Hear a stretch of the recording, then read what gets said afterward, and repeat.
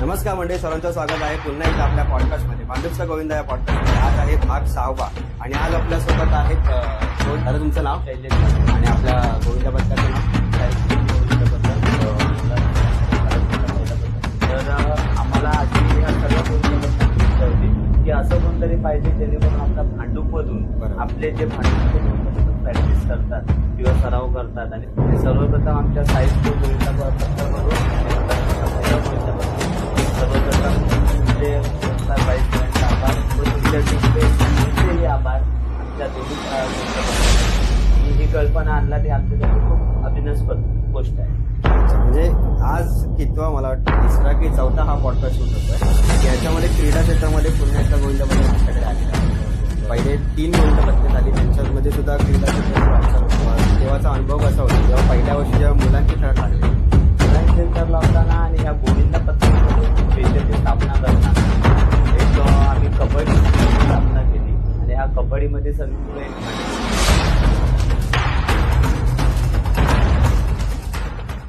नमस्कार मंडळी, सर्वांचं स्वागत आहे पुन्हा एकदा आपल्या पॉडकास्टमध्ये भांडुपचा गोविंदा या पॉडकास्टमध्ये. आज आहे भाग 6वा आणि आज आपल्यासोबत आहेत कोच. दादा, तुमचं नाव? शैलेश जागरे. आणि आपल्या गोविंदा पथकाचं नाव?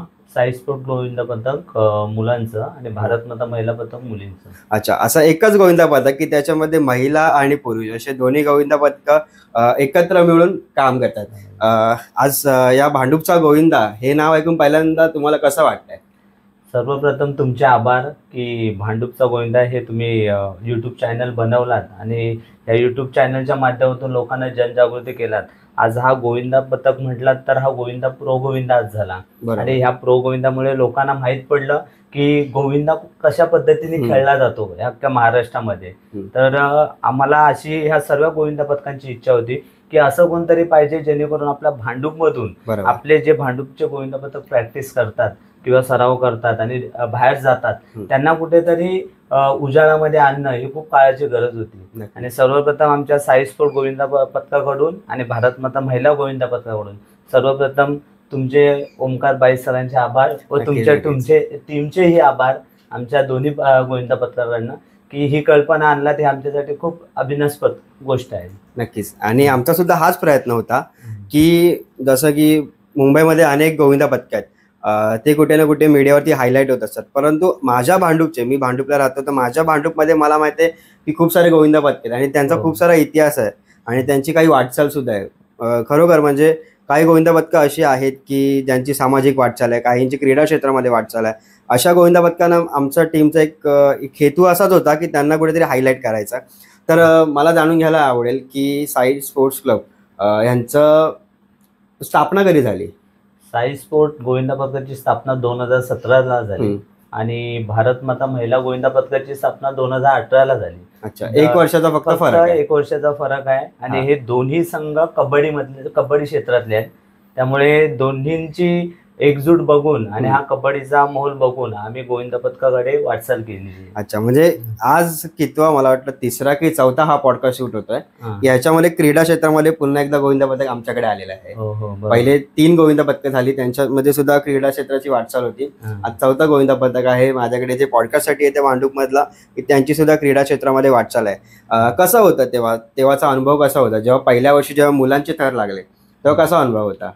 मुलांचे थर लावताना आणि ह्या गोविंदा पथकाची मध्ये स्पेशली स्थापना करताना एक आम्ही कबड्डी संघाची स्थापना केली आणि ह्या कबड्डीमध्ये सर्व मुलं एक भांडूपची, आमचा हेतू एकच होता की ही भांडूपची तरुण पिढी जी होती ती कुठे व्यसनाच्या आहारी जात होती.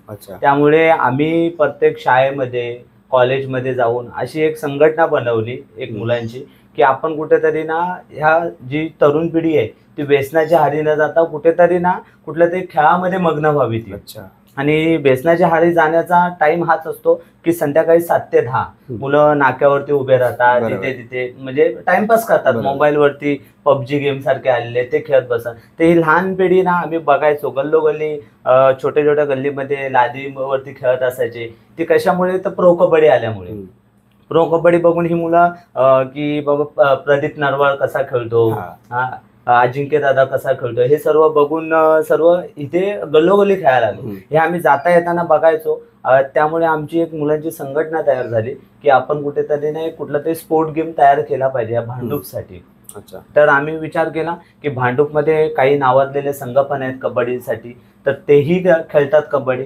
तर त्यांच्याकडे मुलं न जाता कुठेतरी व्यसनाच्या आहारी जात आहेत, म्हणजे तिकडे नसेल त्यांना कुठे चान्स भेटत खेळायला, म्हणून ते जात नसतील. म्हणून आम्ही एक संघटना ती चालू केली आणि त्या माध्यमातून जेव्हा प्रथम आम्ही संघटना चालू केली तेव्हा काही मुलं आली संपर्कात. ती बोलली की दादा आम्ही दहीहंडीला पण उत्साही आहात, की तुम्ही कबड्डीचे जसे कोच आहेत तसे दहीहंडीचे पण कोच आहेत, असं आम्हाला बाहेरनं समजलंय. कारण का मी पूर्वी मी जिथे राहतो टेंबीपाड्याला, तिथे माझ्या मंडळामध्ये मी एक 7 थराचा गोविंदा पथक होता, त्या मंडळामध्ये कोच शिकवायचो. मग ते काही कारणास्तव बंद झालं मंडळ. त्यानंतर ही मुलं बोलली दादा तू जर कोच आहेस तर आपण एक नवीन गोविंदा पथक चालू केलं तर हरकत काय. तर मी मुलांना एवढंच मार्गदर्शन केलं, हे गोविंदा पथक चालू करणं हे सोपं नाही. 10 मंडळ ओपन होतील, तुम्ही नवीन नवीन नावाने ओपन कराल, आज गल्लोगल्ले मंडळ, पण ते टिकवणं खूप महत्वाचं आहे. आज मी चालू केलं म्हणून असं नाही की पुढच्या वर्षी ते बंद पडलं पाहिजे. बोला आज तुम्ही आहात, उद्या तुमचा कालावधी कबड्डीचा संपला, तुम्हाला नसेल करिअर करायचं, तुम्ही सोडून गेलात, तर हा गोविंदा पथक चालवायचा. आणि मग काही जी कमिटी होती आमची मुलांची, ती बोलली दादा जी कबड्डी खेळाडू आहेत आपल्यासाठी, आपण त्यांच्यासाठीच एक थर रचना चालू करू. आपल्याला बाहेरची मुलं किती सपोर्ट करतील, कोणाचे मित्र भावंड वगैरे येतील, तो नंतरचा पाठ आहे, पण हे कबड्डी मधल्याच मुलांसाठी एक गोविंदा चालू करू. मग तो किती थराचा चालू करायचा ह्यावरती आम्ही प्रश्न निर्माण केला. मग त्याच्यावरती बसून आम्ही चर्चा केली, जर हा गोविंदा पथक चालू केला तर टप्प्याटप्प्याने हा कसा पुढे नेता येईल. मग त्यातून आमची सुरुवात झाली एक 5 थरापासून. पहिल्या वर्षी 5 थर लावले फक्त कबड्डीच्याच मुलांनी. जे कबड्डीला मुलं यायची लहान मोठी जी काय, आमच्याकडे श्रेणी असतात, एक कुमार गट, किशोर गट आणि ओपन गट, अशा 3 श्रेणी असतात आपल्या मुंबई उपनगर जिल्ह्याला खेळण्यासाठी संलग्न. तर मग अशा श्रेणीमध्ये आम्ही मुलं तयार केली आणि मग त्यामध्ये आमचा डाएट प्लॅनिंग वगैरे सर्व सराव असायचा. त्यामधून आम्ही ती सुरुवात केली आणि तेव्हा मग ते मुलं बोलली की दादा आता हे कंटिन्युटी चालू ठेव. मग त्या कंटिन्युटीमध्ये किती आले किती गेले, पण असा काही साई स्पोर्टला किंवा त्या भारतमध्ये असं काही फरक नाही जाणवला किंवा मला नाही जाणवला. कारण का एवढं आमच्या पाठी हात आहे की साईबाबांचा आणि स्वामींची कृपा आहे, आणि आम्ही ज्या ठिकाणी प्रॅक्टिस करतो तिथं बाजूलाच स्वामींचं मंदिर आहे. त्यामुळे जेवढे 10 पटीने जातील ना तेवढे 10 पटीने नवीन येतात.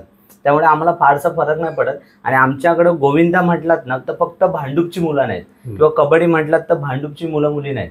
आमच्याकडनं ऑल मुंबईच्या क्षेत्रातनं थोडे येतात. आणि हे कशासाठी, तर हे भांडूपचं नाव टिकवण्यासाठी. ते त्यांचं नाव टिकवण्यासाठी कधीच येत नाही. त्यांनी स्वतःने आम्हाला लेखी स्वरूपात दिलेलं आहे की दादा आम्ही फक्त भांडूपच्यासाठी येतो, एक भांडूपच्या या नावासाठी येतो की आम्हाला इथून खेळायचं आहे. आणि आज त्याच्यात असं झालंय की इथे मैदानं उपलब्ध नाहीत, म्हणून आम्ही कोकण नगर आपला अटल बिहारी वाजपेयी मैदान आहे अरुणोदय टावरचं, त्या ठिकाणी आम्ही प्रॅक्टिस करत असतो. गेले 8 वर्ष त्याच मैदानात प्रॅक्टिस करतो. ते प्रॅक्टिस करताना आम्हाला अनेक संकट पण येतात, पण काही राजकीय पक्षाचे पदाधिकारी आहेत, लोकप्रतिनिधी आहेत, ते आम्हाला थोडा हातभार सपोर्ट करतात. त्यामुळे ही परंपरा, जी मराठी सण टिकून ठेवायची परंपरा आहे, ती चालू ठेवली आम्ही. नक्कीच. म्हणजे पहिल्या वर्षी 5 थर आणि एवढ्या सर्व गोष्टींवरून तुम्ही एक स्वतःला तारून नेला आणि कुठेतरी स्वतःच एक जिद्द, मुलांची जिद्द होती की भांडूपच्या नावासाठी हा गोविंदा पथक काढायचा. मग पहिल्या वर्षी जेव्हा मुलांचा गोविंदा पथक आला, मग दुसऱ्या वर्षी लगेच भारत माता गोविंदा पथक, ते मुलींचा आलं. मग त्यांची वाटचाल कशी होती तेव्हा, ती संकल्पना तुमच्या डोक्यात कशी आली? आता ही संकल्पना कशी झाली की जेव्हा 2017ला मुलांचं पथक चालू झालं साई स्पोर्टचं, जेव्हा समजलं की 2017ला मुलांचं चालू झालं की आपले कबड्डीचीच पोरं दहीहंडी खेळतायत, तेव्हा काही मुली अशा होत्या आमच्याकडे, त्या संपर्कातल्या होत्या की त्या फक्त ना क्लबच्या वर्धापन दिन असतो, कार्यक्रम असतो, त्यासाठी यायच्या. की ते आल्याच्या नंतर त्या काय मला बोलल्या की दादा मुलांचं आहे तर आम्ही पण खेळू शकतो. बरोबर. तर आता मुली जर अशा बोलायला लागल्या, आता त्या मोजून होत्या 7 ते 10 मुली अशा बोलणाऱ्या की आम्हाला पण दहीहंडी खेळायचं आहे त्यांना. तर मी बोललो जर मुली जर स्वतःहून बोलतायत की आपण जर गोविंदा पथक मुलीचा पण चालू केला तर मग दादा आम्हाला पण संधी भेटेल. तर मी बोललो ह्या मागचे कारण खूप सारे असू शकतात. आज मुलांचं पथक म्हटलं तर तिथं मुली पण येणार, बरोबर. उद्या मुलीच्या कुठे इज्जतीला गालबोट लागतं कामा नये, किंवा मुलांच्या इज्जतीला कुठं गालबोट. आणि दोन्ही पथकाला एकच प्रशिक्षक, हे माझ्यासाठी खूप मोठं म्हणजे प्रश्नचिन्ह होतं की दोन्ही पथकाला एक प्रशिक्षक कसा काय देऊ शकतो डायरेक्ट. हा म्हणजे आज नाही म्हटलं तरी मी एक 7 वाजता जरी प्रॅक्टिस चालू केली, मुलींची पहिली प्रॅक्टिस असते, तर 7 वाजता चालू केली तर 12 वाजता ती संपणार दोन्ही पथकांची प्रॅक्टिस. मी माझा जॉबचा शेड्यूल बनवला पहिला, की जॉबचा शेड्यूल बनवून विचार केला की की जर हे दोन्ही पथकाने आपण घेतलं चालू करायला तर ह्या मुली कितपतच सपोर्ट करतील. म्हणजे 10 मुली होत्या, त्यांची मीटिंग घेतली. त्यांना बोललं तुमचे पालक जर संमती देतील का हंडी खेळायला, तुम्ही वर्बली मला येऊन नका सांगू की दादा दहीहंडी चालू करायची, आम्ही येऊ, आमचे पालक आहेत. मग त्या मला बोलल्या की ठीक आहे दादा, की आमचे पालक परमिशन देतील. मग आम्ही एक पालक सभा ठेवली, दोघांची पण, मुलींची आणि मुलांची पालक सभा ठेवली. त्या पालक सभेला काही पॅरेंट्स आले. पॅरेंट्स आल्यानंतरला आम्ही त्यांना विचारलं, प्रश्न होते आमच्याकडे, आम्ही लिहून ठेवले होते. ते विचारलं की ह्या मुली दहीहंडी खेळायला येत आहेत, तर ह्या मागचं कारण तुम्ही आम्हाला सांगा, कशासाठी पाठवताय आणि काय करिअर आहे ह्या मुलीचं दहीहंडीमध्ये. मग उद्या दहीहंडी म्हटलं तर प्रत्येक आई वडिलांना मुलींची काळजी असते, उद्या हातपाय तुटला काय झालं. आणि मुलगी म्हटलं ही दुसऱ्याच्या घरी जाणारी असते, काही काळावर येऊन तिचं लग्न होणार, सर्व संसार येणार, हे सर्व गोष्टी असतातच.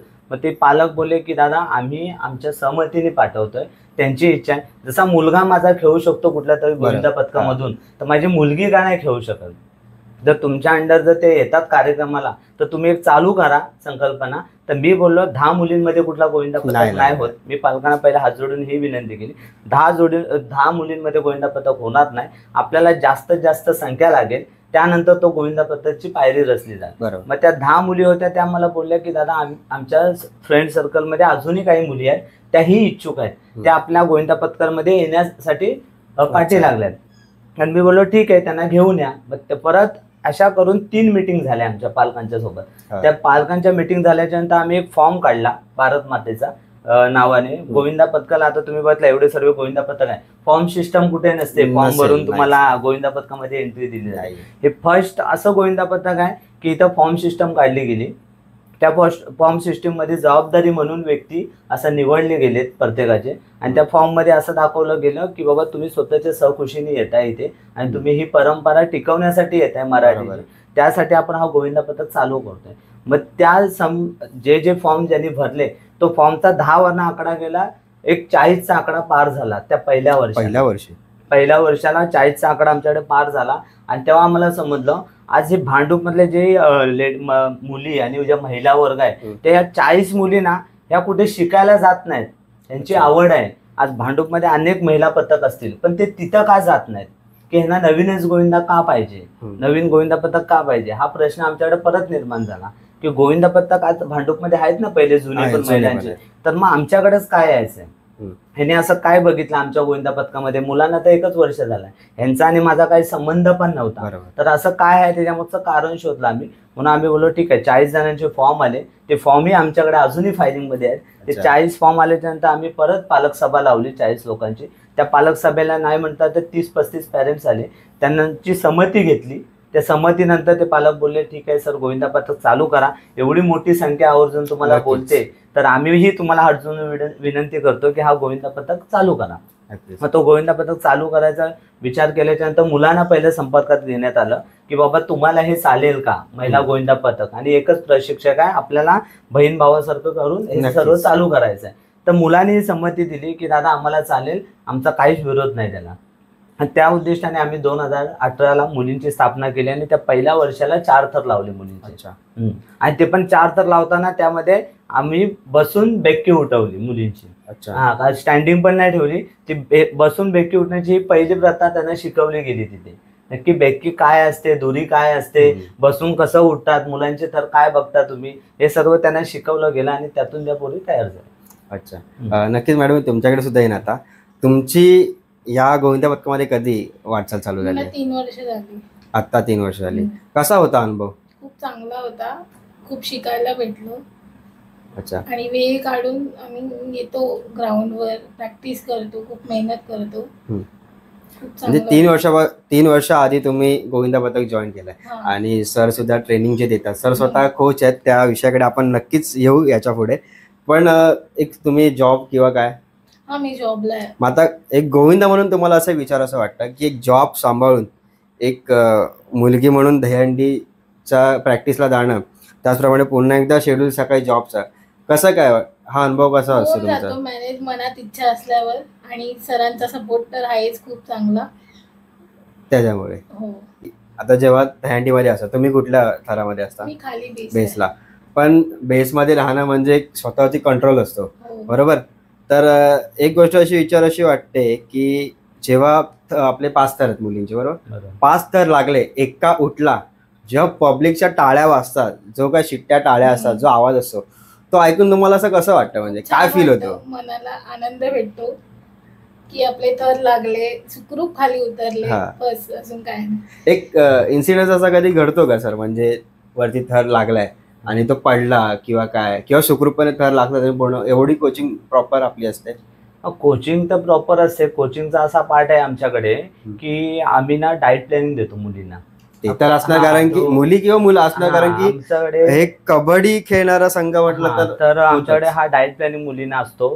1 महिन्याच्या सरावासाठी ज्या मुली येतात, आता कंटिन्यू सर्वच मुली काही कबड्डीवाल्या नसतात, काही नवीन पण मुली येतात, त्यामुळे आमचा हा डाएट प्लॅनिंग असतो. सकाळी आम्ही चण्यांचा डाएट प्लॅनिंग देतो प्रत्येक मुलींना. ते 10 वाजायच्या आतमध्ये चणे खायचे असतात.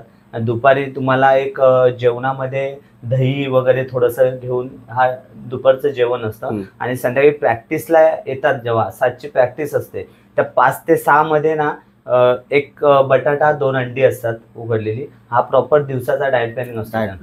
आणि ह्या डाएट प्लॅनिंगनेच मुली आम्ही तयार करतो. बाकी याच्यामध्ये नवीन कुठली संकल्पना आहे. आणि जी मुलगी डाएट प्लॅनिंग नाही करणार, आमच्याकडे प्रत्येक मुली ज्या एरियातून येतात त्या एरियामध्ये, आता समजा टेंबीपाडा ते गाढव नाका या एरियामध्ये ना 2 मुली निवडल्या जातात. त्या एरियातून ज्या मुली येणार आहेत ना, त्या मुलींना त्या 2 मुली जज करतात पूर्ण डाएट प्लॅनिंगचा. परत गाढव नाका ते कोकण नगर ह्या एरियातून ज्या मुली येतात त्या मुलींना हे मुली जज करतात. अशी प्रत्येकाची टीम बनवली आम्ही. त्या टीम मधून सकाळचा डाएट प्लॅनिंग हा ग्रुपला येतो आमच्या. प्रत्येक खेळाडू नाव टाकून आपला डाएट प्लॅनिंग घरातून पाठवून जातो. आणि हे सर्व पालकांनाही समजतं की माझी मुलगी जर कधी डाएट म्हणजे चणे न खाणारी, दही नाही खाणारी, अंडे नाही खाणारी, हे अचानक कशी काय खायला लागली आणि एवढं हिला कुणी शिकवलं. आणि ह्याच्या मागचं काय कारण असतं, तो फोटो जो टाकतात ना, तो चेकिंगला पण एक माणूस ठेवला जातो आमच्याकडे. की तो फोटो त्याच दिवसाचा आहे का, तो आदल्या 4-5 दिवसाचा किंवा कुणाचा फॉरवर्ड केलेला नसावा. हे सर्व सिस्टमॅटिक शेड्यूल बनवलंय आम्ही. आणि त्यामुळे काय होतं, या मुलींना स्वतःला न घाबरताना तो डाएट प्लॅनिंगला प्रॉपर करतात. आणि जी मुलगी ज्या दिवशी डाएट प्लॅनिंगचा फोटो येणार नाही आणि प्रॉपर करणार, तिला पनिशमेंट असते. संध्याकाळी येताना 1 डझन केळी घेऊन यायची सगळ्या मुलींना वाटायला. हा सर्व आमचा शेड्यूल असतो. मग ती मुलगी त्या भीतीने ना स्वतःचा प्रॉपर डाएट प्लॅनिंगच करून ग्राउंडला येते. म्हणजे अशी कोणती मुलगी भेटत नाही ती केळीची पिशवी घेऊन ग्राउंडला येते. म्हणजे असं आगळं वेगळं काहीतरी आज या पॉडकास्ट मध्ये बघायला भेटतंय की दहीहंडीसाठी प्रत्येक जण जिम, वर्कआउट हे सर्व गोष्टी करत असतात, पण हा डाएट प्लॅन एक वर्बली असं बोलायला गेलं तर नॉर्मली डाएट प्लॅन होतो, करतात सर्वजण, पण त्याच्यावरती सुद्धा लक्ष ठेवणं एवढं मुश्किल वाटतं. म्हणजे असं होत असेल, नक्कीच सर बोलतात होत असणार, कारण की ही आमची ना एक 7 वर्षाची परंपरा जी चालली, एक मराठी सण टिकून ठेवण्यासाठी. ही 7 वर्षापासून, पहिल्या वर्षापासूनच हा डाएट प्लॅनिंग शेड्यूल आहे. पण आज बाहेर लोकांना माहित नाही डाएट प्लॅनिंग काय असतो आणि कशा पद्धतीने मुलांना ट्रेन केलं जातं, मुलींना ट्रेन केलं जातं. आता ह्याच्यामध्ये म्हटलात, गोविंदा म्हटलात किंवा कबड्डी म्हटलात, कबड्डीमध्ये डाएट प्लॅनिंग येतो, वर्कआउट येतं सुरू आहे. पण आज मी दहीहंडी, मी पण स्वतः एक टॉपर होतो 7 थराचा. टॉपर होऊन मी ट्रिपल एक्का मारला, बेक्कीला आलो, तिरीला आलो, सर्व क्षेत्र बघून आलोय खाली मी. आज मला माहिती आहे की ह्या क्षेत्राला जाण्यासाठी काय काय खाण्याची गरज आहे आपल्याला, आणि हा स्टॅमिना कसा वाढू शकतो, तेच आम्ही ह्या मुलांना आणि मुलींना शिकवत असतो. ह्या गोष्टी काय, ज्याने तुमची मजबूती येते, आणि ही मजबूती आहे तुम्ही बरोबर कंट्रोलमध्ये उभे राहता वरती जाऊन. आणि त्याचसाठी हा मी 7 वर्षाचा डाएट प्लॅनिंग शेड्यूल बनवलाय. आणि हा शेड्यूल असा बनवलाय की आज मी एकटा याच्यासाठी नाही मेहनत घेत, ही आमची सर्व टीम असते. आणि टीमना आम्ही प्रत्येकाला टीमवर्कचं काम दिलं जातं, या टीमचं काम तू करायचं. आणि जो टीम मेंबर असतो तो जे काम नाही करणार त्यालाही पनिशमेंट दिली जाते. हा सर्व शेड्यूल आहे आमचं एक 7 वर्ष. नक्कीच आज आगळं वेगळं असं काहीतरी ऐकायला मिळालं या पॉडकास्ट मध्ये. मॅडम, पुन्हा एकदा विचारेन तुम्हाला, आता 3 वर्षाले तुम्ही या गोविंदा पथकामध्ये येत आहे. जसं सर मगाशी म्हटलंय की घरातून सुद्धा परमिशन तुम्ही प्रत्येकाचा फॉर्म घेतलाय, पण जेव्हा तुम्हाला स्वतःहून इंटरेस्ट होता का दहीहंडीमध्ये येण्यासाठी? होता. तरी मी 2 वर्ष टाळले, नंतर 3ऱ्या वर्षी म्हटलं चला ह्या वर्षी तरी जायचं. पण तेव्हा घरातल्यांची काय प्रतिक्रिया होती? काय नाही, घरातले बोलले काय नाही, तुला इच्छा आहे ना तुझा, पण सुखरूप ये, सुखरूप खेळ. अच्छा, पण ठीक आहे, तुमच्या घरातून तर परमिशन होती, पण तुमच्या अजून सोबत ज्या मुली वगैरे येतात, ज्या दहीहंडीसाठी येतात, त्यांचा काय ओपिनियन असतो या बाबतीमध्ये? कारण काय काय मुलींना स्वतःहून इच्छा असते पण घरातून पाठवत नाही. मग शेवटी हट्टीपणा मुलं येतात, असं बाजूच्या मुलींचा काय प्रतिक्रिया असते काय ना, सगळ्या दादा एकच सांगतो, आधी ग्राउंडवर येताना पालकांना पण घेऊन या. अच्छा. मग दादा त्यांच्याशी बोलतो, मग ते येतात, ओके ऍग्री होतात यायला. ओके. आता सर मला पुढच्या क्षेत्राकडे यायचं आहे, ते म्हणजे आता तुम्ही मगाशी बोललात की खेळ म्हणून, बरोबर. दहीहंडीला तुम्ही खेळ म्हणून आपली परंपरा की गोविंदा कुठल्या अँगलने बघता याच्याकडे? दहीहंडी म्हटलं तर बघा, तो खेळ हा जो बोलतात ना, दहीहंडी म्हणजे ज्या दिवशी दहीहंडीचा सण येतो ज्या महिन्यामध्ये, तेव्हा खूप जण असं त्या टायमाला असं होतं की खेळ म्हणून असं खेळायचे चला चाललंय. पण आता हा दहीहंडी खेळ पण नाही बोलता येणार किंवा सण पण नाही बोलता, आता हा मोठ्या दर्जाचा खेळ झालाय. एक हा आज एवढा प्रो गोविंदापर्यंत गेलं हे कुणी बघितलं पण नव्हतं. नक्कीच बघितलं. आज मी जेव्हा टॉपर होतो तेव्हा मी तो प्रो गोविंदा पण नव्हता आमच्या टायमाला, की आज मला असं स्वतःला वाटतंय यार प्रो गोविंदा आलाय तर मी कुठेतरी चढताना दिसलो पाहिजे होतो. आज मोठ्या गोविंदा पथकामध्ये मी पण गेलो पाहिजे होतं. आणि प्रो गोविंदाची ही कल्पना जी आहे आता समितीला संलग्न मी आहे महाराष्ट्र राज्य गोविंदा पथकाच्या एक, त्यामुळे आमचं सर्व कॉन्टॅक्ट असतं. एक बाळा पडेलकर सर, गीताताई झगडे या ज्या कमिटीवरती मोठे मोठे लोक आहेत त्यांचा आम्हाला खूप सारा सपोर्ट असतो. आणि या सपोर्टनुसार आम्ही सर्व कार्य करत असतो. ते आम्हाला सांगत असतात. आमच्या मुलींना पण वेळोवेळी मार्गदर्शन मुलांना करण्यासाठी ते भांडूपमध्ये आवर्जून येतात. आता मला नाही वाटत कोणत्या गोविंदा पथकामध्ये येत असतील ते, पण आम्ही जर कोणता एक फोन किंवा एक मेसेज दिला तर स्वतः वेळात वेळ काढून इथे येतात आमच्यासाठी. आणि त्यांच्याकडनं खूप सारं आम्हाला शिकायला भेटतं की नक्की दहीहंडीची पात्रता कुठे कुठे चालली. आणि मला खास करून ते शैलेश सर म्हणून बोलतात आजपर्यंत. आज मला त्याचा मोठा अभिमान नाही वाटत, पण एक बोलतात ना, एक मी त्यांचा लहान भाऊ आहे, पण आज त्यांनाही त्याचा खूप सारा अभिमान आहे की यार आमच्यातलाच कोणतरी तयार होतोय नवीन. आणि नवीन तयार होऊन एवढे ते मला विचारत असतात 10 वेळा की 2 पथक कसे हँडल करतो. आज एवढं मोठं मुंबई फिरून येतात 2 पथकांना, आहे ना, हँडल कसं करतो. मग ते मुलींचे थर कधी लागतात, मुलांचे कधी लागतात, मग ते आम्ही हे सर्व शेड्यूल बनवूनच करत असतो. असं आहे. नक्कीच. आणि आता एक गोष्ट विचारायची वाटते की मुलींचे 5 थर आहेत, मुलांचे 6 थर आहेत. आता हे 7 ते 8 वर्ष झाली त्या गोविंदा पथकांना, पण थर वाढवावे असं संकल्प कुठं असं डोक्यामध्ये येतं की नाही बाबा आज मुलांचे 6 थर आहेत, बाहेर बघायला गेलं तर 8 थर 9 थर 7 थर कंटिन्युअस लागतं. मुली सुद्धा आजकाल 6 थर लावतात. 7 थर सुद्धा मी बघितलेत.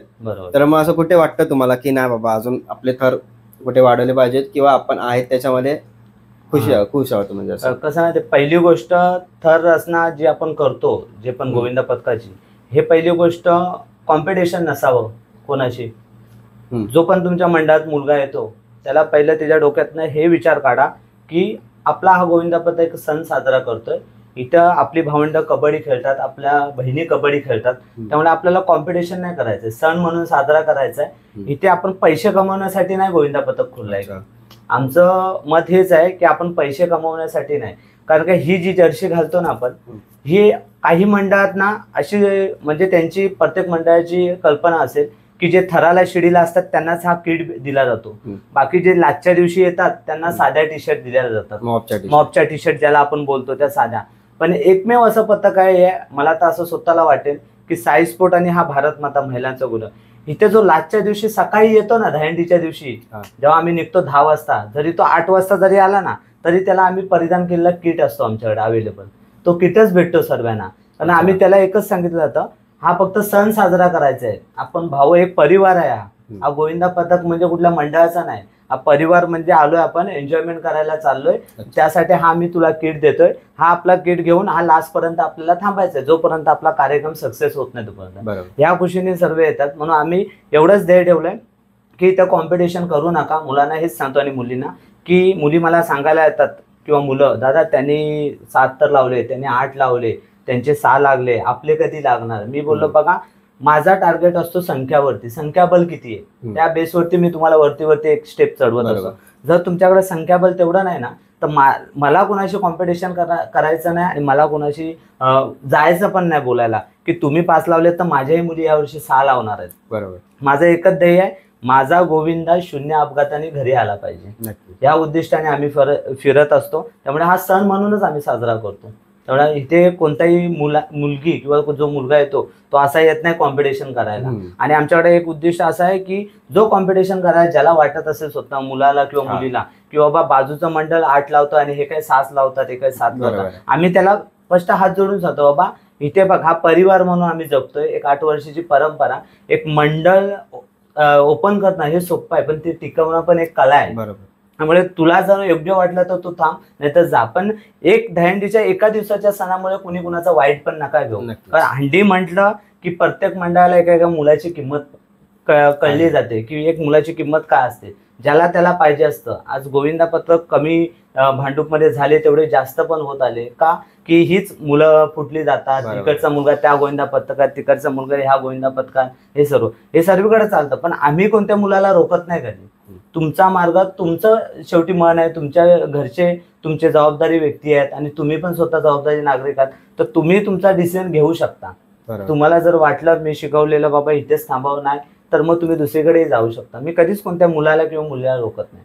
आणि माझ्याकडे दरवर्षी नवीन नवीन खेळाडू तयार होतात आणि खेळाडूंच्या मनात हेच असतं की आपला सिनियर खेळाडू पुढे गेला ना किंवा नसेल तर ते ज्युनियर खेळाडूला संधी भेटते. आज माझ्याकडे ज्या मुली शिकतात ना, या प्रॉपर प्रत्येक वर्षी नवीन नवीन शिकायला भेटतं. आज पण ह्या वर्षी आता नवीन आम्ही 10 तारखेपासून चालू केले, 10 जुलैपासून ओपनिंग चालू केले. आज 20 जुलै, 10 दिवस झाले मोजून. 10 दिवसात नाही म्हटलं तरी एक 7-8 स्टेपच्या मुली तयार झाल्यात थराच्या 10 दिवसात. आज त्या कशा झाल्या, काय झाल्या ते त्यांना माहिती. मी काय केलंय, मी त्यांना काय ते समजून पण दिलं नाही नक्की काय झालंय ते. एवढे सर्व आम्ही परंपरा जपत आलोय आणि ती कंटिन्यू आम्हाला करायचं. नक्कीच. आता एक असा विचार असं वाटतं की तुम्हाला, जसं की कबड्डीचे आपला पूर्ण आहेत मुलं, तर या कबड्डीच्या मुलांचा तुम्हाला दहीहंडीसाठी कितपत उपयोग होतो? कबड्डीच्या मुलांचा दहीहंडीचा उपयोग म्हटला तर कबड्डीची मुलं वर्कआउटने पहिली गोष्ट फिट असतात. कारण का तीच मुलं आम्ही त्याच ग्राउंडला वर्षभर सराव करत असतो कबड्डीचा, आणि त्यामुळे त्या मुलांना जास्त काही सांगायला लागत नाही आणि त्यांची शरीर रचना बॉडीची ती जास्त मेहनत घ्यायला लागत नाही. आता पहिलं म्हणजे वर्कआउट जो कधी हंडीला नव्हता. आज भांडूपमध्ये काय, पुन्हा मुंबईमध्ये म्हटलं तरी वर्कआउट सिस्टम नव्हती. गल्ली बोलातून कोण आला, ग्रिप टाकली, जेवून आला, पोट भरून, चला दहीहंडीला जायचंय, मैदानात पोरं उभे असणार, तिथे जाऊन आपला दहीहंडीला उभा राहायचं आणि खेळायचं. ही परंपरा पहिली होती आपली. आता युट्यूब, सोशल मीडियाच्या माध्यमातून सर्व बघायला लागले, कुठेतरी दहीहंडीला पण वर्कआउट केला जातो, वॉर्मअप वगैरे केला जातो आणि तो सर्वांनी केला पाहिजे. म्हणून आम्ही ही कबड्डीची मुलं असल्यामुळे हे आम्ही त्यांना सतत तोच प्रकार चालू ठेवला की वर्कआउट कुठे बंद नाही झाला पाहिजे. आणि पावसाळा म्हटला तर कबड्डीचा वर्कआउट हा जास्त होतो. बरोबर. आपण गरमीमध्ये, हिवाळ्यामध्ये आपण जास्त हे करत नाही, पण पावसाळ्यामध्ये आम्ही जास्त मेहनत घेतो. मग तोच फायदा मला ना दहीहंडीला होतो.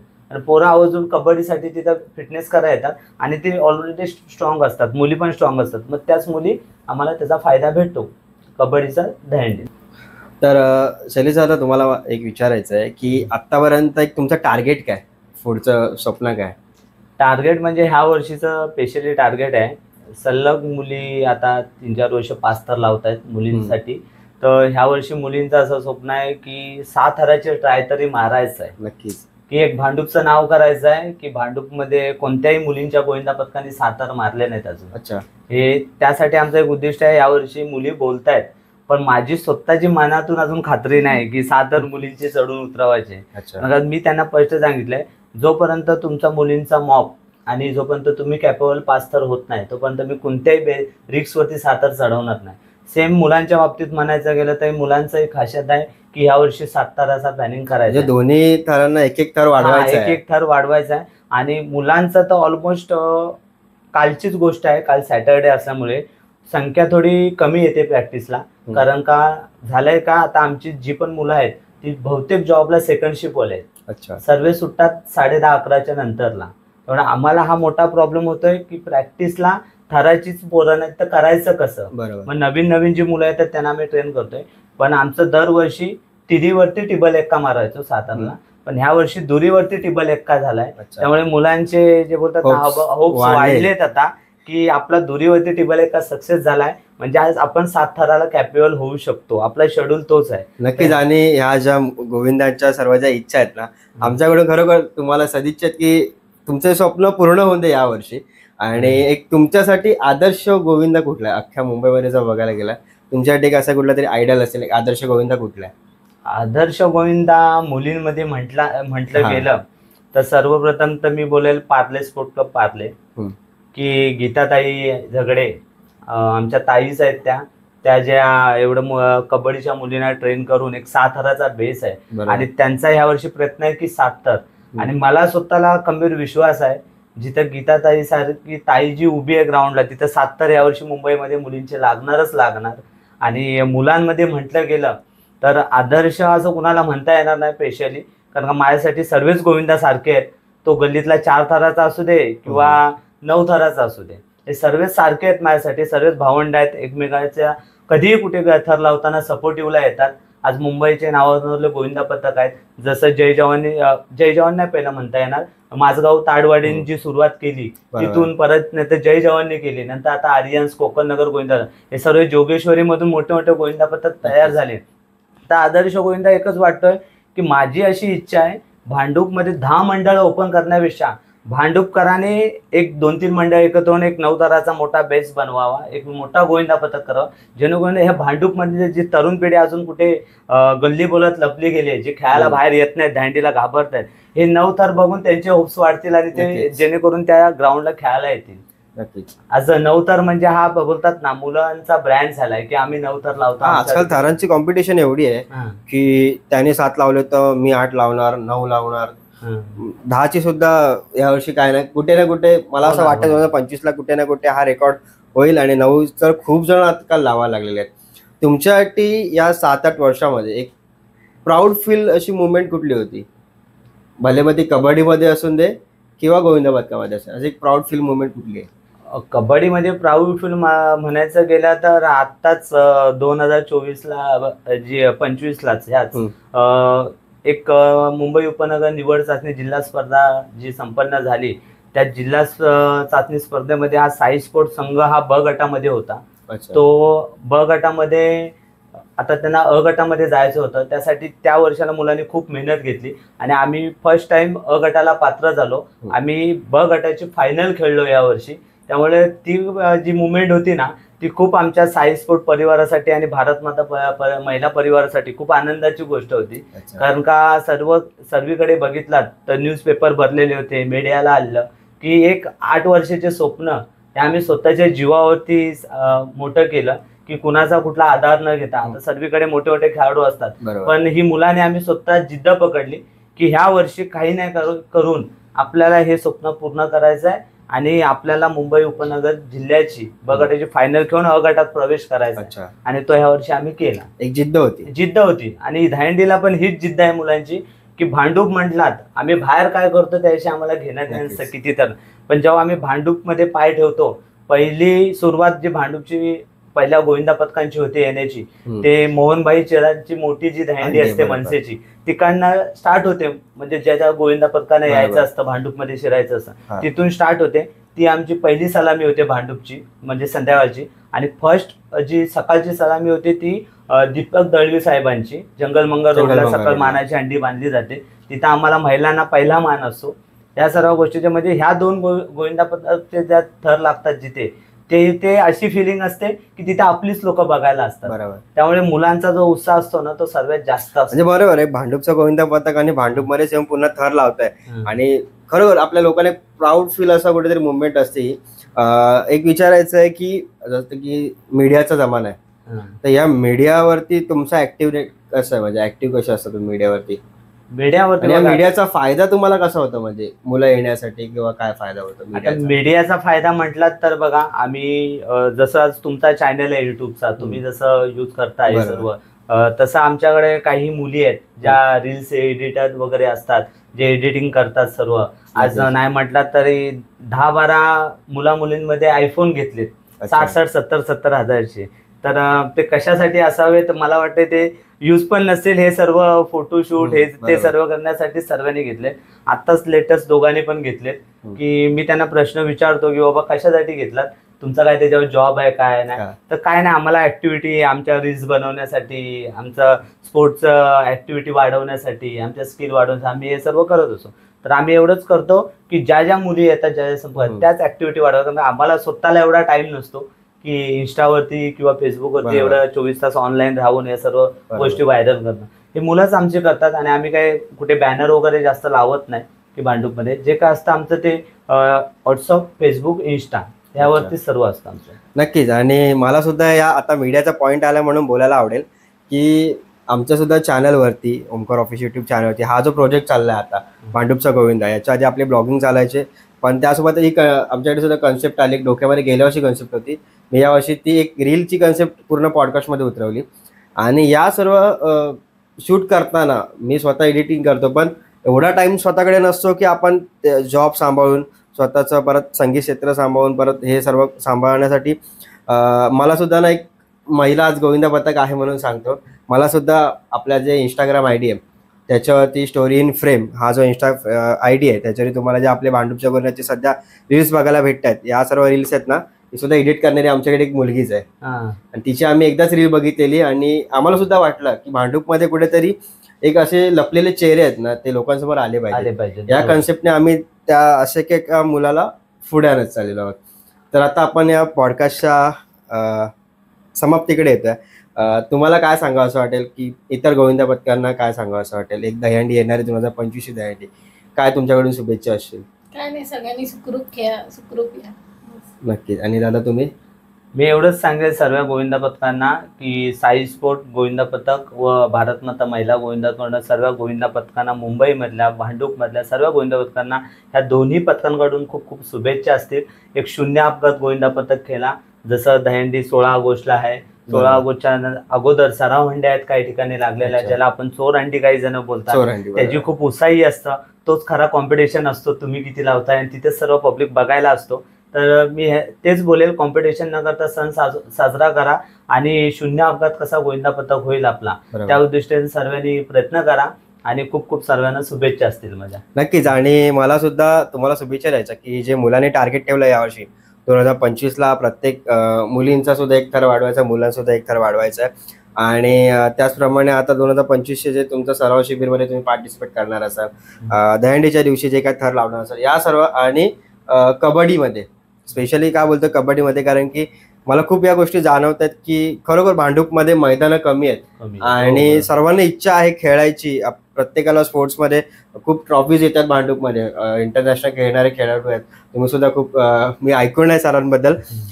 तर या सर्व गोष्टींचं ते तुमचं स्वप्न आहे ना पुढील वाटचालीसाठी, तुम्हाला आमच्याकडून, माझ्या यूट्यूब चॅनलकडून आणि माझ्या संपूर्ण टीमकडून खूप साऱ्या शुभेच्छा. धन्यवाद दादा. असंच तुमचं सहकार्य लाभू द्या आणि जेणेकरून हा तुमचा यूट्यूब चॅनल आहे तो, मी इथं बोलतो भांडूपमध्ये नाही, पुन्हा ऑल ऑफ महाराष्ट्रामध्ये जाऊ द्या.